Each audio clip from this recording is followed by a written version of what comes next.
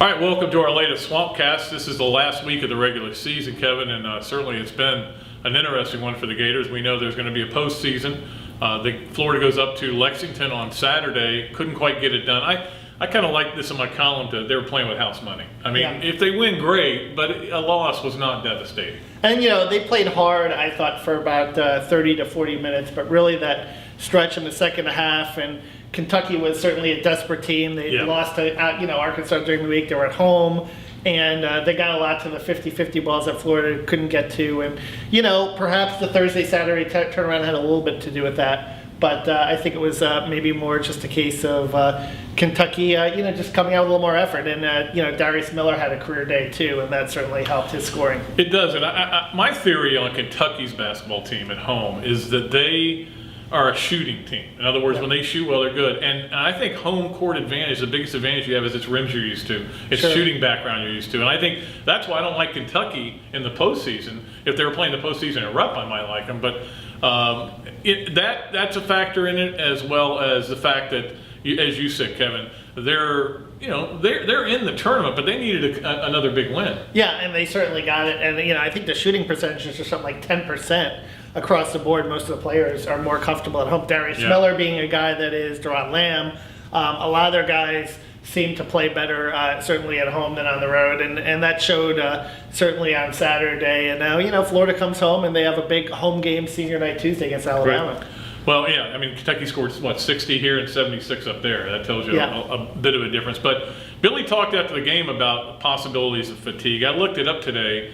Of the top 8 players in terms of minutes played, Florida's got 3 of them, in Parsons, Boynton, and Walker. Now, Parsons obviously having sit out for a game shouldn't be as big a factor, but you wonder with Irving Walker, maybe he's starting to fade like he did last year. Yeah, and with his size, being a 5'8" guy, being a 170, 180 pound guy, he's the guy that really, I think the fatigue could impact the most, and, having to be the guy with the ball in his hands the majority of the game. I think we even saw, in that Thursday, Saturday turnaround against Arkansas, for as well as Florida played against Arkansas, he also had a poor shooting game, and your legs are so important to your shooting. It'll be interesting to see it. How do you take the pressure off him? See, I was surprised that maybe they didn't go to Scotty Wilbekin a little more in the Kentucky game as an answer for Miller or someone, to kind of take pressure off of Irving a little bit. But we'll see how Billy uses his bench this week, and it's going to be important to keep his guys fresh heading into March. Well, and that's the thing. You're going in this game against Alabama the winner gets a trophy. We know that. You're going to get a trophy in Atlanta on Friday night, no matter even what happens on the weekend. And so Florida, I think they're going to throw everything to the wind in this game. They may be able to rest a little bit up at Vanderbilt, but the bottom line is for this Florida team, they're going to need to take that crowd energy and use it as their own energy, because you're going to be a little fatigued this time of year.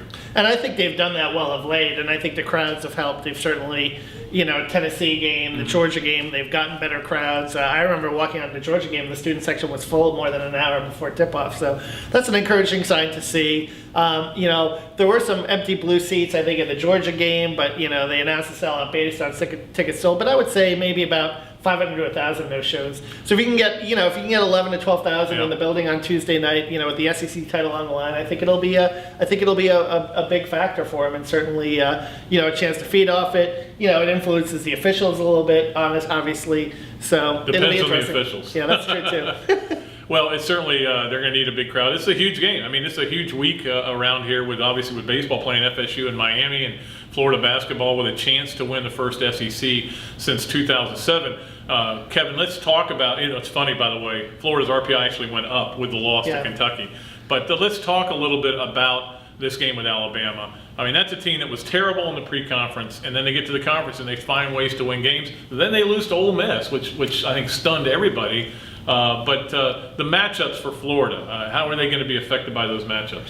Yeah, it's going to be pretty tough. And I think the main thing that Anthony Grant has done is he's gotten them to buy into playing hard defense. Right. Statistically, they have the top scoring defense, field goal percentage defense allowed. So really it starts up front with them, with Jermichael Green and with Tony Mitchell. And Vernon Macklin and Alex Tyus, you're probably going to start out man in that situation, and it's going to be tough, particularly Mitchell on Tyus, I think, will be a tough matchup, but you might see them collapse a little bit and go to zone because Alabama's not a very good three-point shooting team. Right. If that's their weakness, they didn't shoot well from three. Relaford, even though he's just a freshman, Trevor Relaford has done a very nice job at point guard for them. I think those are the three guys that you kind of key on, and then if somebody else beats you, somebody else beats you. Well, and I think, they also lead the SEC in steals, Alabama does, and they get a lot of hands-on balls, and you've got to make, Alex Tyus has 2 lazy passes a game. There's going to be 2 turnovers and baskets on the other end. They can't let that happen in this game. They've got to make crisp passes. And look, the bottom line is, I've said this about this Florida team all year, when they shoot it, they're pretty good. Yeah. And they're playing at home. Again, going back to my theory, background you're comfortable with, rims you're comfortable with, make some shots and get it done. It'll be interesting to see how they hold up with not only fatigue but pressure and knowing exactly what's on the line. Yeah, and Billy talked a lot about it in the press conference today. Players talking about being strong with the basketball, being able to take care of the basketball. Because this team, sometimes they do turn it over. Weak hands, there's a lot of weak hands out there. And that's going to be very important for them to just really take care of the basketball and make smart decisions. Because Alabama's going to come at you, and certainly there are a lot of subplots in the game. Obviously, with it being senior night, with them honoring Parsons, Tyus, Vernon Macklin before the game, they're going to even honor Adam Allen, who told us today that this is it for him. He's not going to come back for his 5th year. So there'll be some emotion there, and there'll be some emotion in Anthony Grant, obviously former Gator assistant, facing Billy Donovan too. So a lot of subplots. How when you look at those 3 seniors, we know what the Adam Allen's legacy is. Yeah. But let's look at those players, and what do you think their legacy will be at the University of Florida? I think with Parsons, I think you're going to talk about a guy that really kind of matured as the season, probably that jump from the sophomore to junior year was probably comparable, not quite as great as the jump that Joakim Noah made freshman to sophomore year. But a guy that really kind of matured and developed under Billy under tutelage.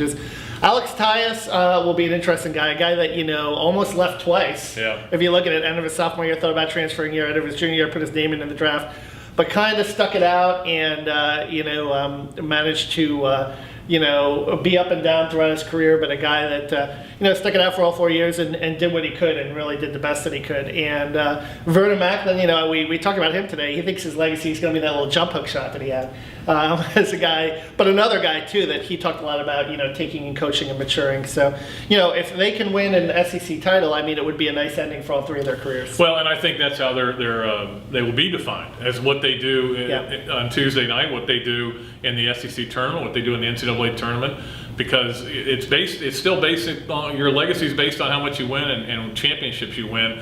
I think Parsons, you hit it right on the head. You saw a guy his freshman and sophomore year, you wondered if it was a mistake to recruit him, and his junior and senior year obviously played well. I think he's in the argument for Player of the Year this year. Yeah. And I think with Alex Tyus, a guy who didn't really make those jumps. Yeah. He's pretty much the same player he was when he got here, which is okay. He's good. He's not great, but and then with Macklin. Again, you're talking about a guy who was averaging 3 points at Georgetown. He came in here and became an offensive weapon, and I think he really got better. That year off, I think they really worked him hard and got him better. So, again, like I said, their legacies will be defined on how they finish the season. Yeah, no question, and I think that certainly it sets up for a big week this week for them, and certainly the Alabama game Tuesday night, I would expect kind of a big crowd, but they're just going to have to, make good decisions with the basketball. And I think this is going to be a really rough and physical game. Well, I'm kind of projecting an ugly game, maybe a game in the 60s or the 50s that they're going to have to find ways to win. But they've done that this season. They've been able to play that style and find ways to win ball games that way. It will be interesting to see the 3 guys who walk out there in the striped shirts. That will have a lot to do with how much they let go. We see some guys. Mike Kitts is legendary for. You wonder if his whistle's broken. But if it's this, let's see who it is, and I'll be able to tell you what kind of game it'll be.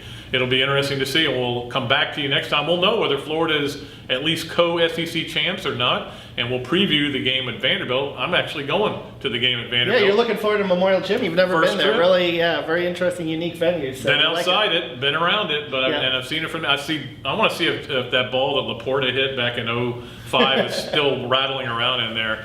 But looking forward to that, and then of course. The SEC tournament, it's almost here in the NCAA, so it's going to be a lot of fun coming up here on our Swampcast. Until the next time, Pat Dooley, Kevin Brockway from the Gainesville Sun saying so long from the Sunshine State.